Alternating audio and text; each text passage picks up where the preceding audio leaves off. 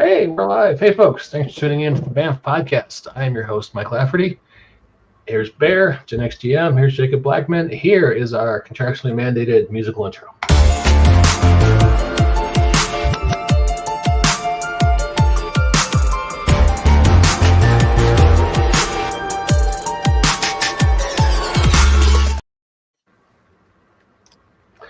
That delightful intro should assure you, gentle viewer, this is a high-quality, professional podcast, only the finest production values. You talking shit, Bear? No. Come up there, go back. You talking shit? I'm mouthing shit. There's a difference. Today, we're talking about supers in space. In space! Yeah, I'm not doing that. Hey, MM Dozer, good to see you. Jacob, you have a book out right now. I do. Can you tell us about this book? I can. I have recently released Superpowered Legends in Space. This is effectively the third source book with the original two Superpowered Legends source books primarily focusing on stuff going on Earth and kind of touching on places like space and some of the other related dimensions. But this is the source book that is all about what's happening in space. I try not to mention what's going on Earth, except in cases where it's incredibly relevant to the timeline and characters. This one is all about the cosmic powered people and all the alien species that are important and all their little interactions that are going on. And let me tell you, what is happening currently in Superpowered Legends, the Milky Way galaxy, is so different than what was going on when I initially started this, because of all the story shenanigans that has been happening in the timeline. All right. In case someone doesn't know, what is Superpowered Legends? What is this line you're talking about? Superpowered Legends is my homage to the Marvel Universe. When 3rd edition Mutants and Masterminds first started, it was initially a brand to bring DC Heroes, a new RPG focused on DC Comics. And people kept talking about how, it'd be so awesome if Green Ronin could also get the Marvel license and have all the characters just on the same system. That way they're all balanced with each other and all that. And that was never going to happen. That's just never going to happen. But me and a lot of other fans were very heavy on the Atomic Think Tank, writing our own versions of Marvel characters, and they were very popular on the Atomic Think Tank. I was specifically figuring out a conversion between the old Marvel Face Rip system, which is just one of the best of the older superhero games. And I figured out how to convert it all over to Mutants and Masterminds. I did that, and so my homage characters in Superpowered Legends are as close to classical Marvel representations of these characters as I can make them. So Recluse is as close to your friendly neighborhood web-slinging character as can be for Mutants and Masterminds, in terms of how powerful he's supposed to be, kind of skills he's supposed to have.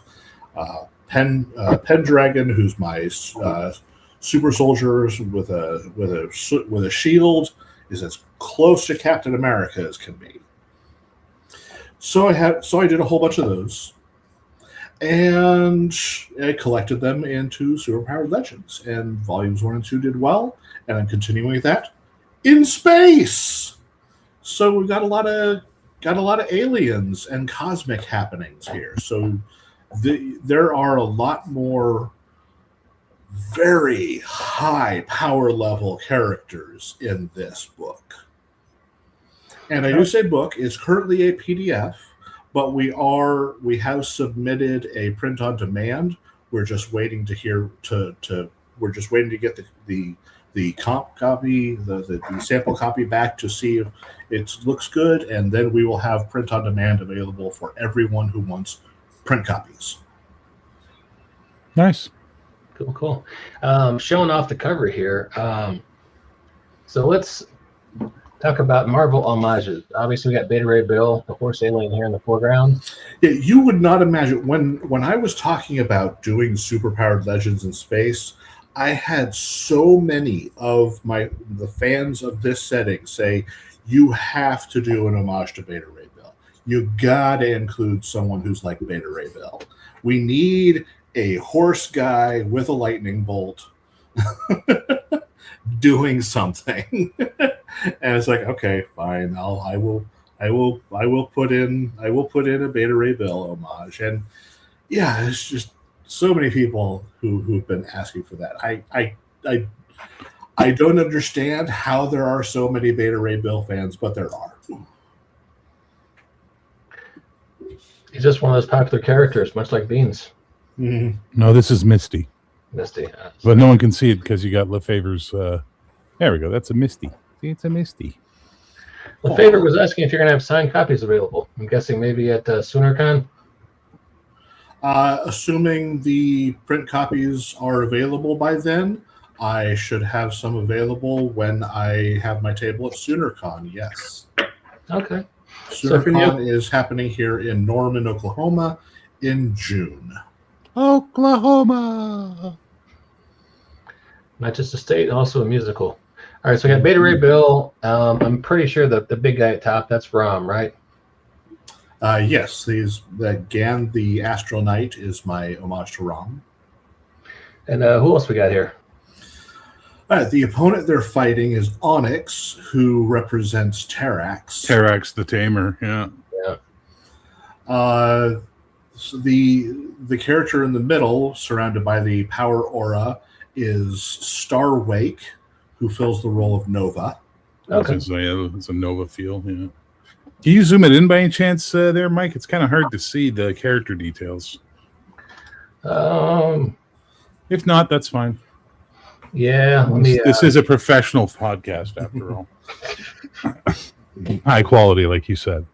The woman with tentacled hair is Princess Vela, who represents Lilandra for my setting. Mm-hmm. The blue guy in the back is Cerulean, who fills the role of Hulkling. Oh, interesting. And the character to the far right of the piece is Oblivion, who is my stand-in for Jack of Hearts. Oh, interesting. Oh, wow, there's a deep cut. Okay. Mm-hmm. Cool. Looks good. Yeah, nice layout. Who did it? Who did your layout? The layout is done by LJ Stevens of Rogue Genius Games. Yeah, looks good. Nice layout. She has pretty much done the layout for all of the Superpowered Legends products. And if you want to find it, you listen to us later on iTunes or something. tinyurl.com/supersinspace will take you right to the book on drive-through.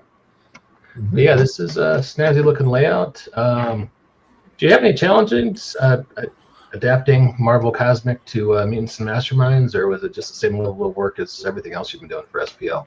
Well, there is some. Okay.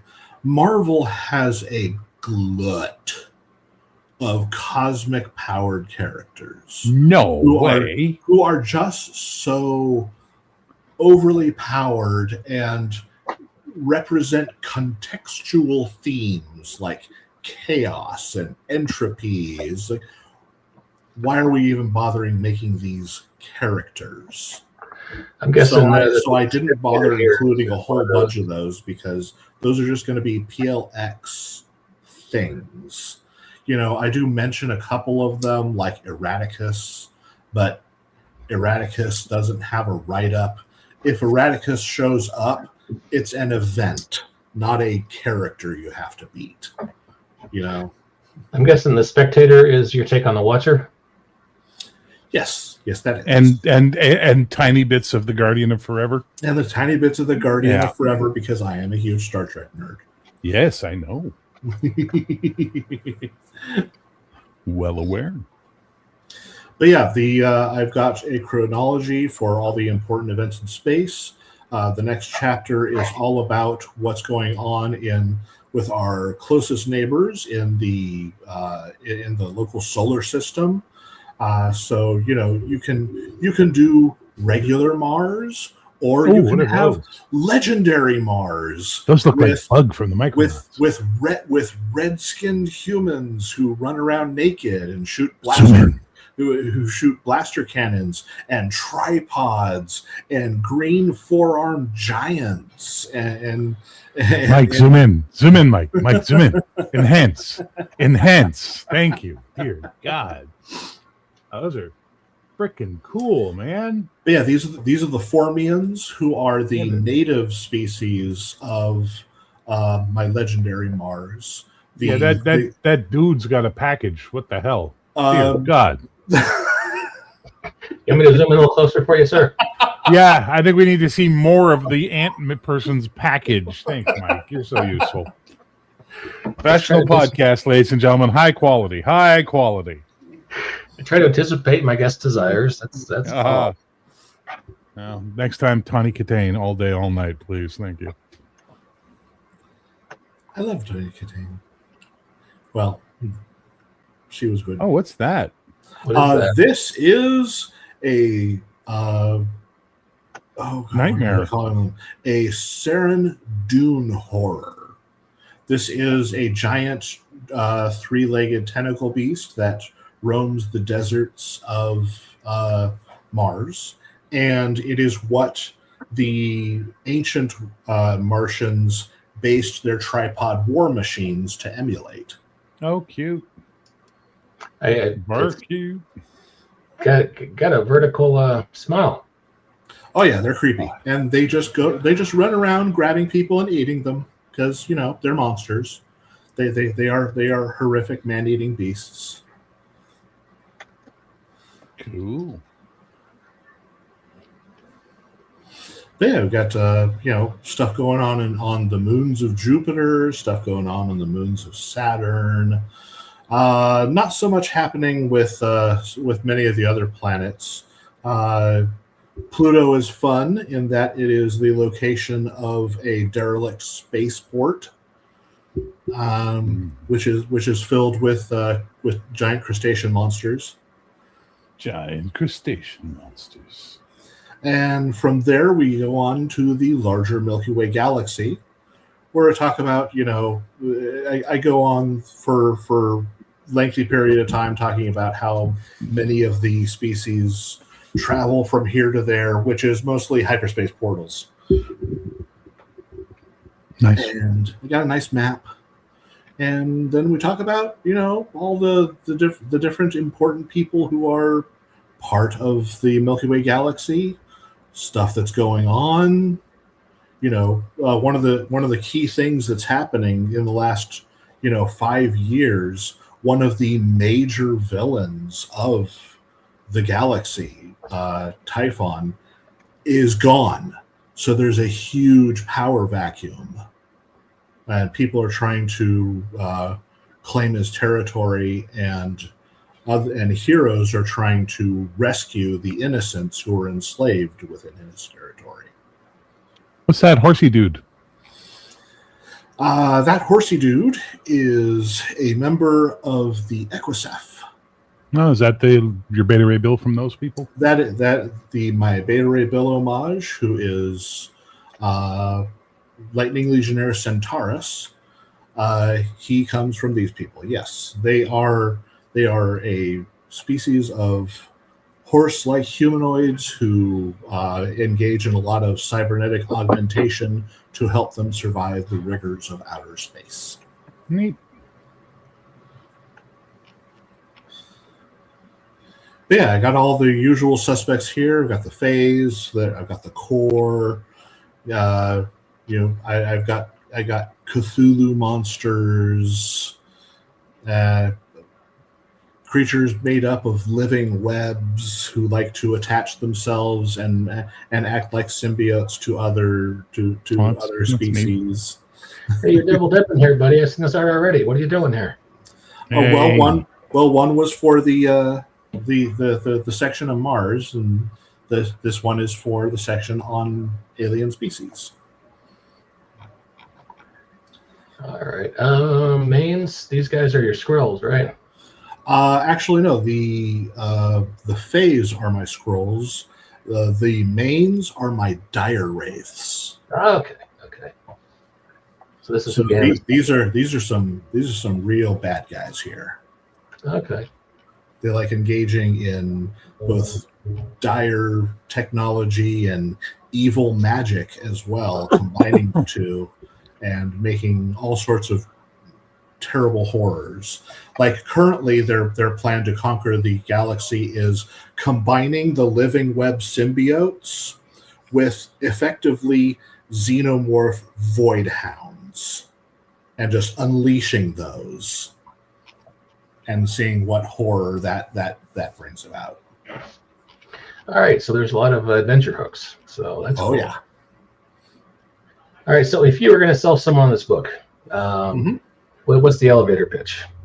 Is it for Marvel fans, Mutants and Masterminds fans, combination of both? Mostly, I'm going to try to. It's going to be a combination of both.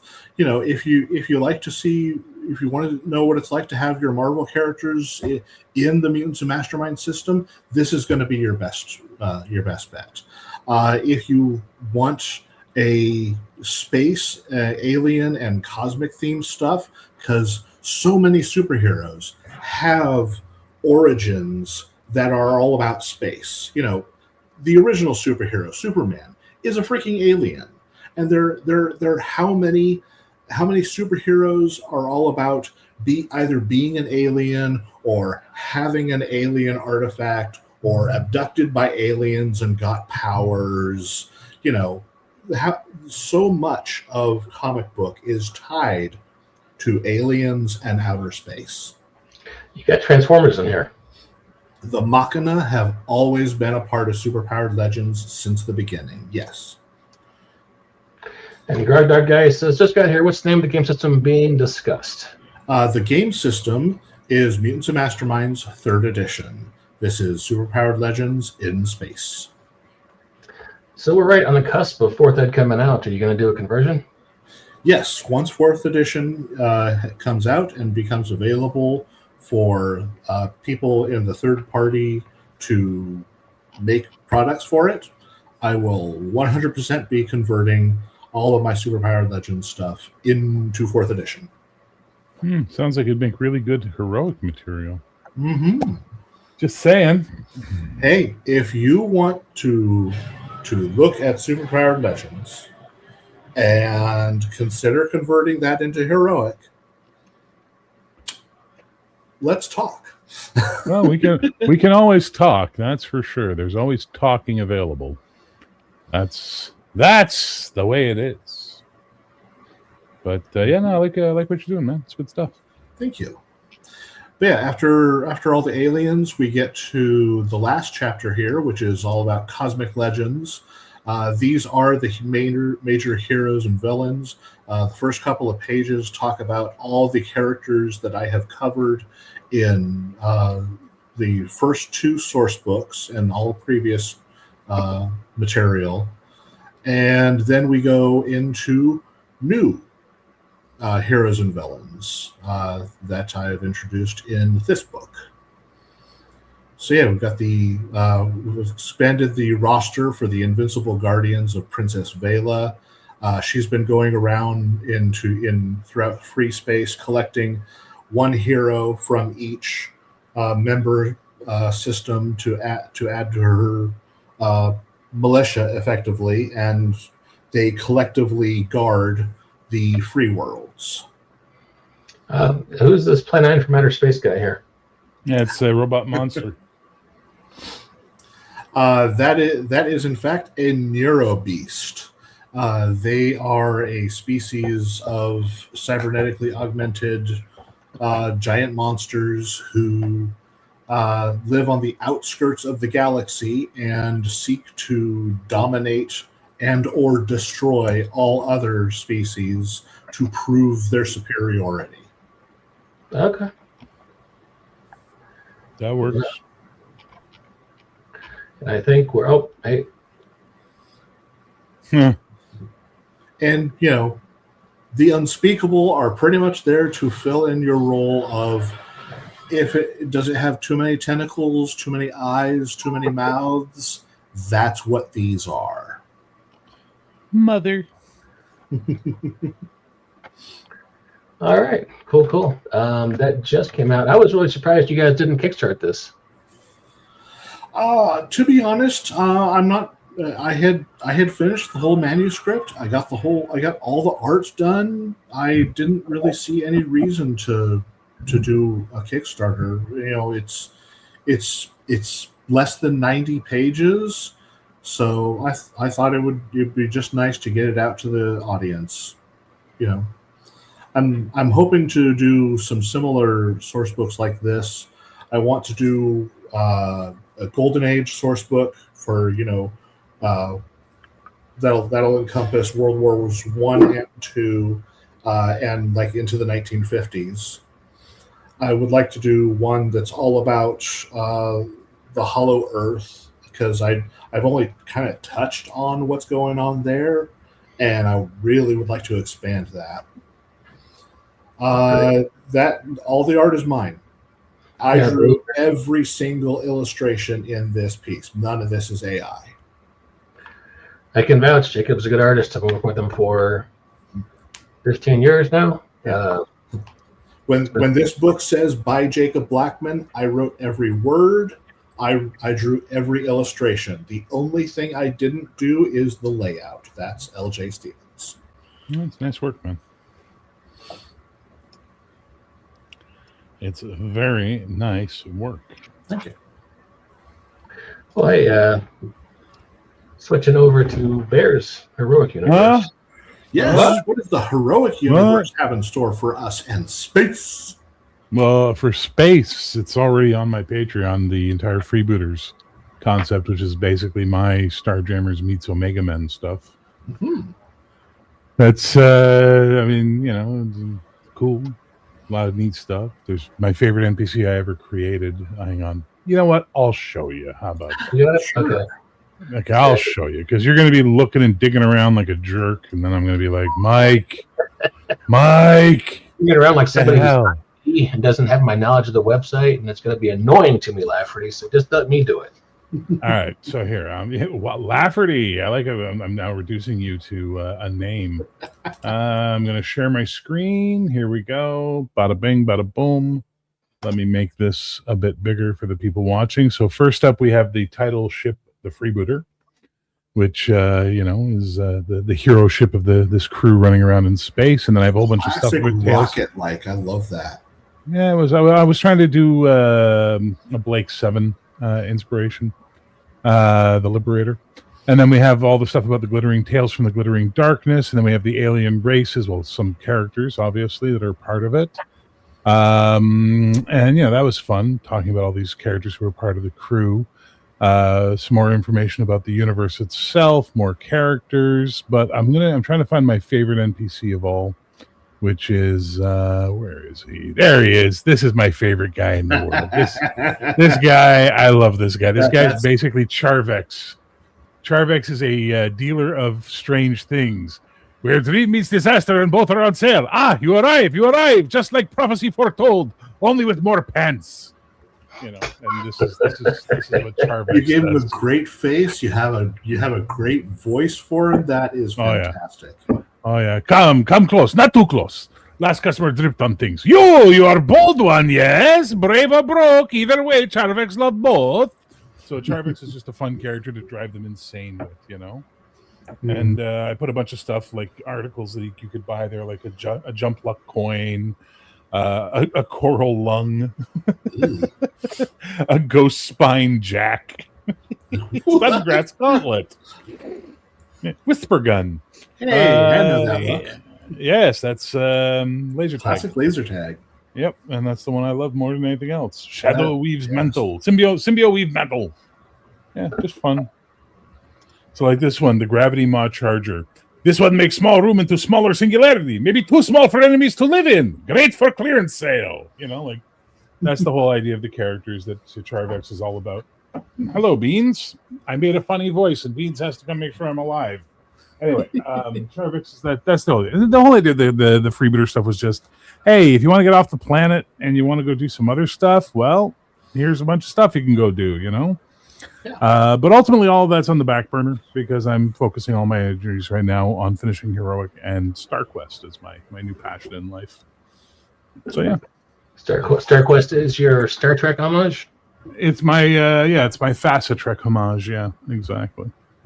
Coming along really well. I really like it. As soon as I'm done this, I'm going to go talk about it on my channel. See whoever shows up. Okay. What's the story on that? When's that coming out? When it's ready, sir. When it's ready. All right. If someone's listening to the show and says, "I can't wait to learn more about this Facet Trek homage," do you do actual play demos? Should I join your? Okay. Hi. I love you, but I'm busy. There's 3 live plays going to be happening on my channel. One on board a High Guard ship, the Odyssey. One on board a Frontier space station called Paradise Station, and then one where there are a bunch of merchants kicking around my version of the triangle known as the Delta, and they're basically trying to survive there. And that one's the it's the MS Roustabout. And when we asked the player what does MS stand for, he went, "My ship." It's just like, okay, that's fair, that works.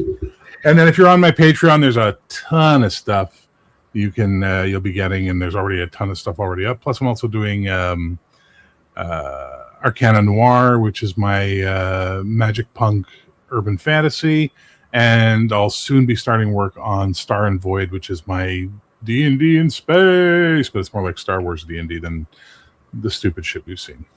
If you want some Space Dwarves art, man, talk to me. I can hook you up. Yeah, okay. Got a couple pieces. That's all I'm saying. I hear you. But yeah, so that's what I'm working on. That's all the stuff I'm working on. I'm just really. If anyone's listening to us out there in podcast land, patreon.com/CW/DeanTheComics takes you to CW. Why CW? I don't know. That's weird. No, it should just be patreon.com/ZenithComics. Well, let me see if that works. It should. It should work. Yep, that'll get you there too. So, all right, that's a simpler URL. Yep, no CW needed. There's no CW at all. The CW is nowhere near my stuff. My stuff is anti-CW. Let's just leave it at that. He doesn't like Michigan. No angsty teenagers or anywhere. No angsty teenagers. Mm-hmm. There we go. But yeah, there you go. Thank you very much. I aim to please, sir. Charvax give you a special deal. You come visit Charvax, 10% off your arm, and then after that we talk price. But it's already my arm. Hey, I sell you a new one. Better one. Pick nose faster. All right, guys. I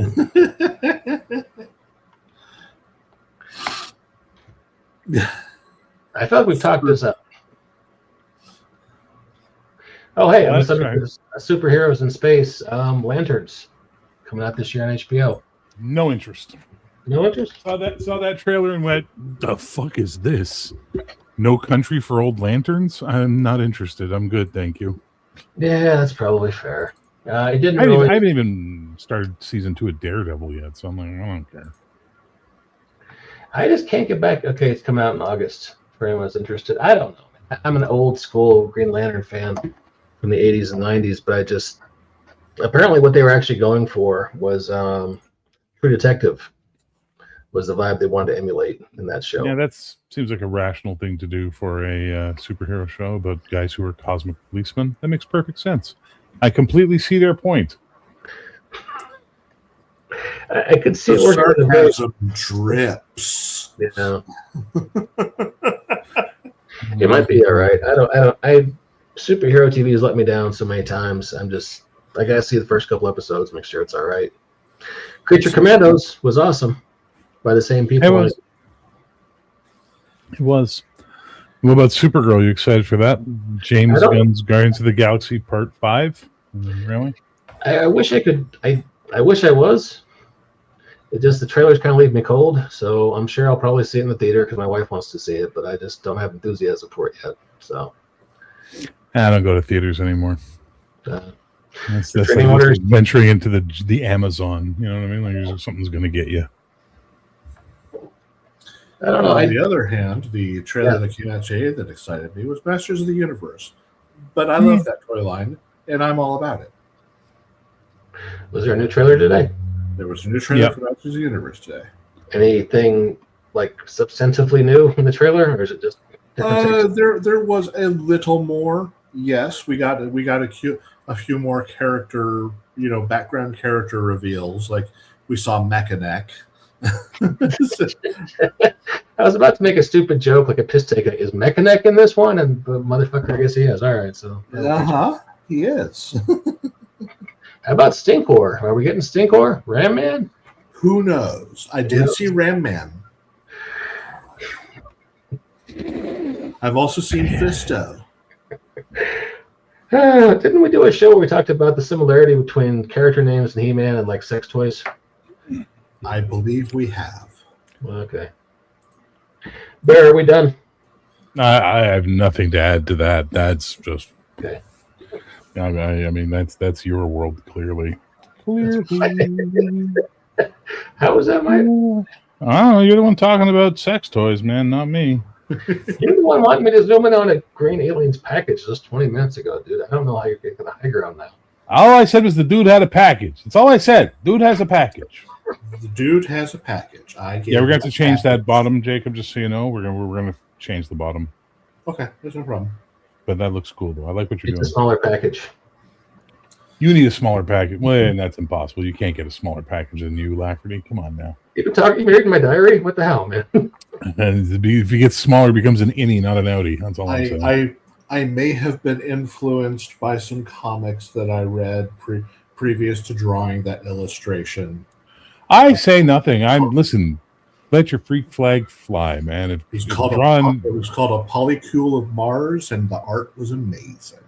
Listen, if Formian package art is what makes you happy, fucking fly that flag, son. Hey, folks, thanks for checking out the Math Podcast this evening. Usually we don't talk about characters' packages quite so much, except when Bear is here. But wow, thanks, Mike. Yeah, that bus you just shoved me under tasted real good. Should I not mention the huge package that arrived today for me?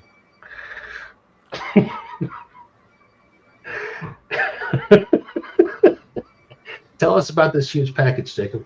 My mother sent me some birthday gifts. Oh, that's nice. It had model kits for the Enterprise D, Klingon Bird of Prey, and Star Trek Monopoly. Nice. She was the one who introduced me to Star Trek. When you play Star Trek Monopoly and someone lands on, do you get to yell, "This is SETI Alpha 5"? Do you get to do that when you're playing the game? God, I wish. Dominic Sumner, long time no see. Yeah, you got to watch us Canadians. We're dangerous. Mm-hmm. Dominic, good to see you, sir. It's been a minute. I have so few Canadian superheroes and superpowered legends. None, but only a few. It's just I know they tried to give Canada their own heroes in Marvel, but all they do is fight with each other. So the only person who ever did Canadian heroes well was John Byrne. And that's because he actually lived in this country and understood how we see ourselves. Mm-hmm. Every American, when you guys try to make Canadian heroes, they're like Major Maple Leaf, Captain Mounties, the Silver RCMP. It's like we would never do that. That's American mentality. That is such an American mentality. Those aren't the characters that I have for them. Yeah. Well, I promise to judge them harshly when I finally see them. You're welcome to. Yeah, kidding. You have an Alpha Flight book, Jacob? No. Like I said, I have very few Canadian characters, and I could probably list on one hand how many Canadian characters I have in Superpowered Legends. How are you doing a Marvel Universe homage without Alpha Flight? I made Alpha Flight into the European Union team called the Paragons. Well, this has been fun. Listening to my country get turned into Europeans. That's lovely. Thank you. You're welcome. All right, folks. Thanks for watching. Pretty good stuff there, eh? Like, I really liked it. I watched it. I was like, holy moly, that's some good stuff, eh? I think to appease Bear, you need to do an Alpha Flight homage, sir. I think you need to stop your talking, eh? You need to keep friends with Bear in case you have to move there. With it, they start up the draft in 2 weeks. Oh, dear God. Don't come to our country, please. I'm Actually, no, 49. do come to our country. I don't think I'm going to be part of the draft anytime. Well, they just raise it to 42. Yeah. If things go bad, they'll raise it to 52. Yeah, these old bones ain't doing shit. Damn bones. Okay, Mike, we love you. Do your thing. I'm sorry. I keep interrupting every time you try and log off. I'm so sorry. Dominic Summers says, I think Champions of the North with 4A Champions did a decent job with Canada. Champions of the North was a fine source book. I agree. I also like the Canadian heroes and villains they had in the Freedom City universe, the world book that they did, where they specifically hunted down writers from the countries that each represented. So they had a Canadian do a Canadian hero and villain group. They had, Argentinians do Argentinian hero and villains, all that. Cool. There. Yeah. You keep stepping on my outro. Would you like to sign us off? If you have been touched, hurt, or in any way harmed by the BAMP podcast, you may be eligible for recompensation. Check out our class action suit against Mike Lafferty and BAMP. Link in the description down below. On that happy note, folks, we'll see you later. Good night, everyone.